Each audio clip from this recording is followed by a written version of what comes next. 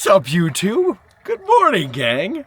It's morning. I woke up in Vermontville, catching some fish. I got some catch and chill going on in the background. A couple of really good friends and I running around, going to some jams. Last night we were in Vermontville.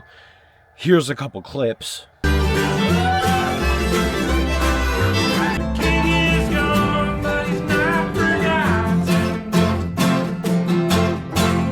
I'm gonna make some food. I'm gonna get some food. My friend Zach made orange chicken yesterday, and I'm gonna heat it up and eat that for breakfast. It's gonna be the best breakfast ever. And then I gotta pack up and get moving.